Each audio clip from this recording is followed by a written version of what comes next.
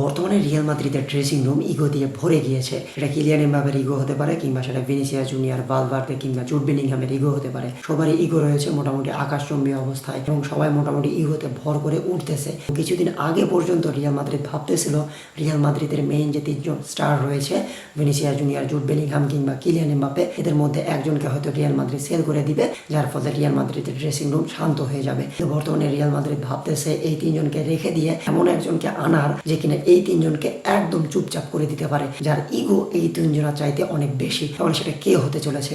বর্তমানে এমন কোচ রয়েছে অনেক, এবং যাদের মধ্যে থেকে রিয়াল মাদ্রিদ চারজনকে শর্ট লিস্টেড করেছে।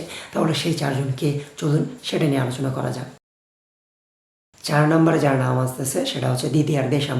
বর্তমানে সে রয়েছে ফ্রান্স ন্যাশনাল টিমের হেড কোচের দায়িত্বে, এবং মোটামুটি আমরা সবাই জানি যারা ফুটবলকে কম বেশি ফলো করি, এই ওয়ার্ল্ড কাপের পর সে এই পদ থেকে সরে দাঁড়াবে এবং সেখানে আসবে জিনেদিন জিদান। তো রিয়াল মাদ্রিদ যদি চায় তাহলে ওয়ার্ল্ড কাপের পরে তাকে নিয়োগ দিলেও দিতে পারে, এবং তার সাথে যেহেতু কিলিয়ান এমবাপ্পে অনেকদিন হলে কাজ করতেছে, কিংবা চুয়ামেনি, কামাভিঙ্গা এরা কাজ করতেছে, তাহলে রিয়াল মাদ্রিদকে সে মোটামুটি খুব ভালোভাবে ম্যানেজ করতে পারবে। কিন্তু আমার কথা হলো তারা ক্লাব কেরিয়ারের অভিজ্ঞতা কিন্তু অতটা ভালো নেই, কিংবা সে কি ভিনিসিয়াস জুনিয়র কিংবা জুড বেলিংহাম বা ভালভার্দের ইগোকে ওইভাবে হ্যান্ডেল করতে পারবে? তো এক্ষেত্রে আমার মনে হচ্ছে তাকে নিয়োগ দেওয়ার চাইতে না দেওয়াই ভালো হবে। তাহলে রিয়াল মাদ্রিদ কাকে নিয়োগ দিবে? সেটা হতে পারে যে জার্মান ন্যাশনাল টিমের কোচ রয়েছে বর্তমানে জুলিয়ান নাগলসম্যান হতে পারে, কারণ সে একজন জার্মান কোচ, এবং বর্তমানে শোনা যাচ্ছে যে এই ওয়ার্ল্ড কাপে যদি জার্মানি খুব খারাপ পারফর্ম করে তাহলে হয়তো সে কোচের পদ থেকে সরে দাঁড়াবে এবং আবার ক্লাব ক্যারিয়ারে ফিরে আসবে। এবং মোট কথা হলো সে একজন জার্মান, এবং আমরা সবাই জানি জার্মান কোচদের ডিসিপ্লিন কতটা পরিমাণ হার্ড, এবং রিয়াল মাদ্রিদের বর্তমানে যেটা সবচেয়ে বেশি প্রয়োজন সেটা হচ্ছে ডিসিপ্লিন। এক্ষেত্রে যদি একজন জার্মান কোচ আনা যায় তাহলে আমার মনে হয় এরা টাইট হয়ে যাবে।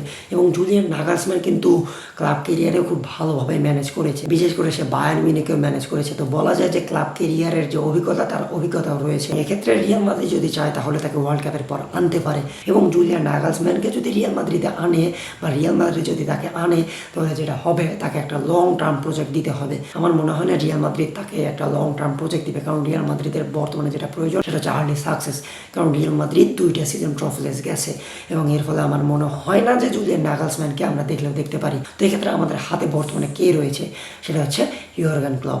বর্তমানে আমরা সবাই জানি যে রিয়াল মাদ্রিদে ইয়র্গান ক্লপের গুরুত্বটা কতটা, এবং বর্তমানে রিয়াল মাদ্রিদের ফ্যান থেকে শুরু করে রিয়াল মাদ্রিদের ইনসাইড পর্যন্ত চাচ্ছে ইয়র্গান ক্লপকে রেড বুল থেকে রিয়াল মাদ্রিদে আনতে।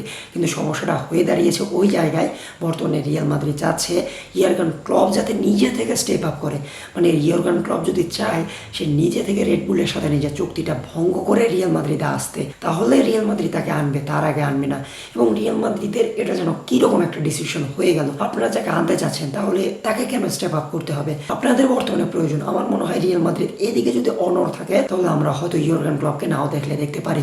ইয়র্গান ক্লপের রিয়াল মাদ্রিদে আসতে সবচেয়ে বড় যে বাধাটা সেটা হচ্ছে তার প্রজেক্ট প্রয়োজন, তার ফুল কন্ট্রোল প্রয়োজন, তার সাইনিং এর কন্ট্রোল প্রয়োজন, তার প্লেয়ার বেঞ্চ করার কন্ট্রোল প্রয়োজন, তার প্লেয়ারদেরকে খেলানোর কন্ট্রোল প্রয়োজন, এবং তার যেটা প্রয়োজন সেটা হচ্ছে পাগলের মতো প্রেসিং। কারণ ইয়র্গান ক্লপ গেগেন প্রেসে বিশ্বাস করে, মানে তার অ্যাটাকার থেকে শুরু করে তার মিডফিল্ডার সবাই কুত্তার মতো প্রেস করবে, একদম ফাটায় প্রেস করবে, যেটা রিয়াল মাদ্রিদের প্লেয়ারদের দ্বারা কোনোভাবে সম্ভব নয়।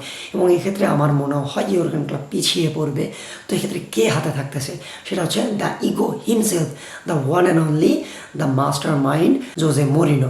বর্তমানে জোজে মরিনো রয়েছে বেনফিকায়, এবং তাকে একটা সাংবাদিক জিজ্ঞেস করতেছে আপনি কি সামনের সিজনে বেনফিকায় থাকবেন? তখন সে বলতেছে আমি যে বেনফিকায় থাকবো এটার কোনো ক্লিয়ার কাট ডিসিশন আমি দিতে পারবো না, কারণ সামনে কি হবে সেটা বলা যায় না।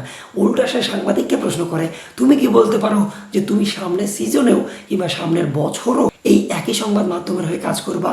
তাহলে বোঝাই যাচ্ছে বর্তমানে জোজে মরিনো নিজেও চাচ্ছে রিয়াল মাদ্রিদে আসতে, এবং পর্তুগিজ বিভিন্ন সংবাদ মাধ্যম থেকে এটা দাবি করা হচ্ছে যে জোজে মরিনো রিয়াল মাদ্রিদে আসলেও আসতে পারে। তাহলে জোজে মরিনো যদি রিয়াল মাদ্রিদে আসে তাহলে কি হবে?